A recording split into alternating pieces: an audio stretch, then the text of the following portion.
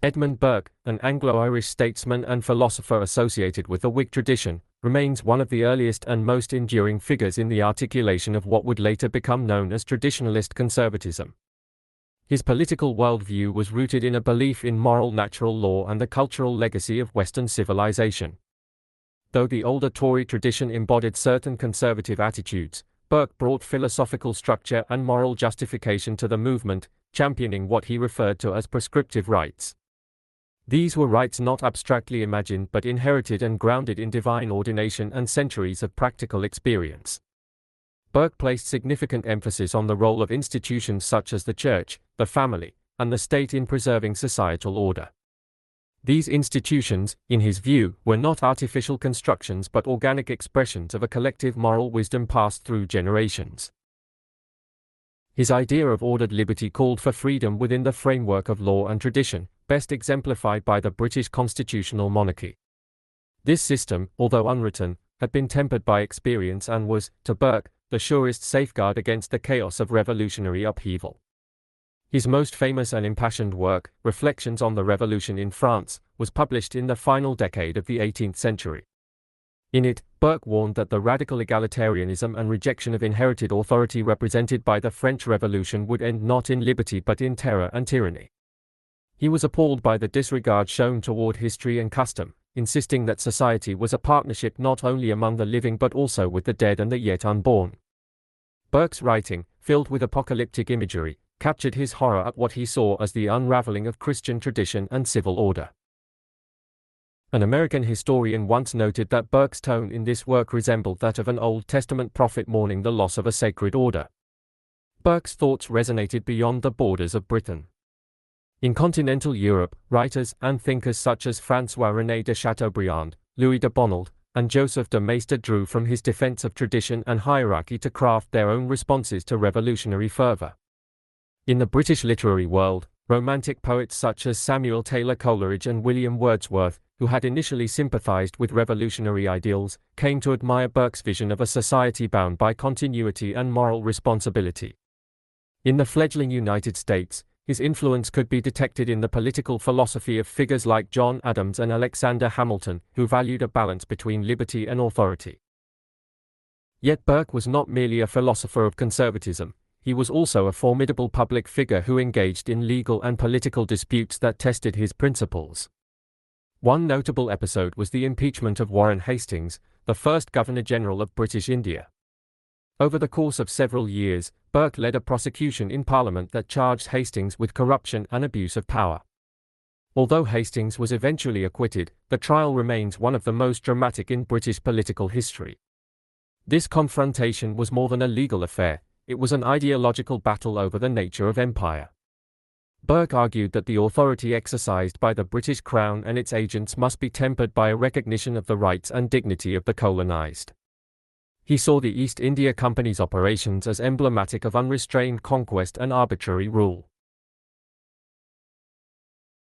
In contrast, he advocated for a vision of empire grounded in moral responsibility and a universal application of justice.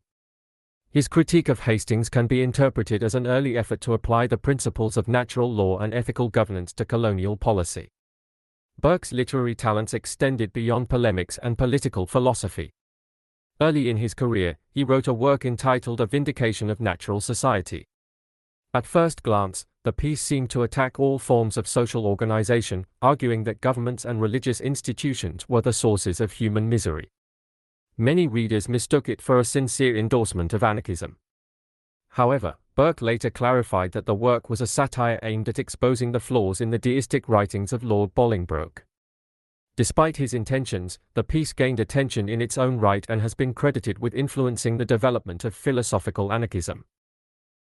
The idea that Burke had inadvertently laid the groundwork for anarchist thought is not as paradoxical as it might appear.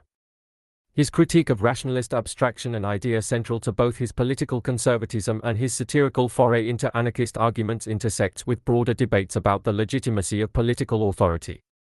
Philosophical anarchism, a strand of thought that emphasizes the intellectual rejection of imposed authority, shares with Burke a skepticism toward utopian rationalism.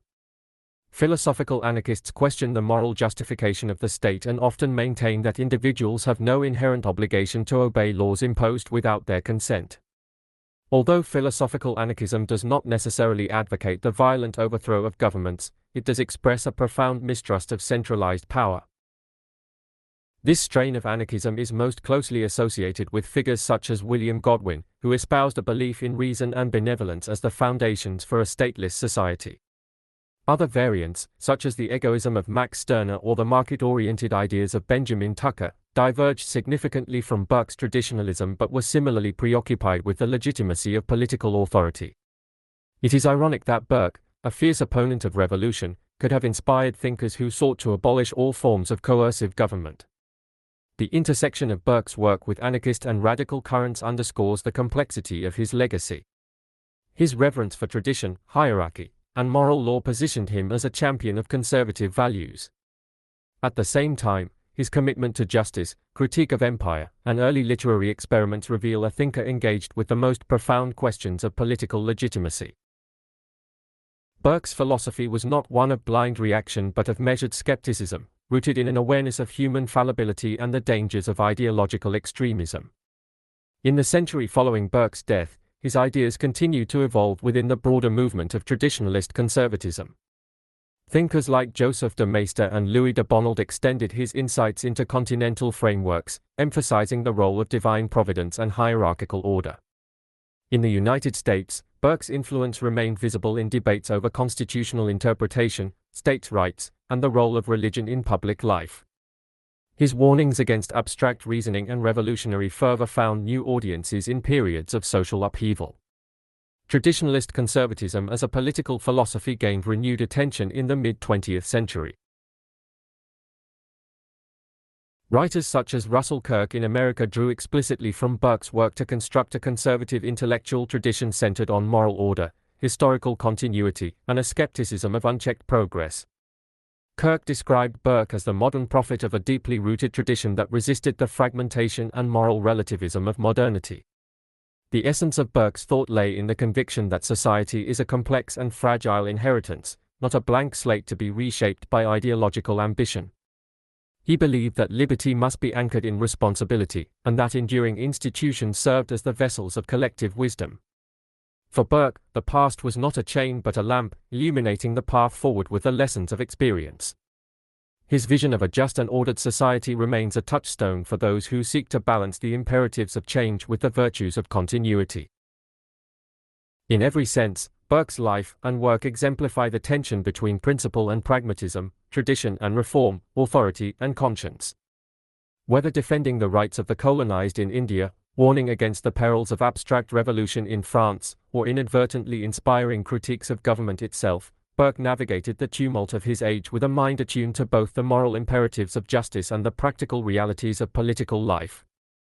His legacy endures not merely in the writings of conservative thinkers but in the broader tradition of political reflection that values restraint, humility, and reverence for the inherited order of human affairs.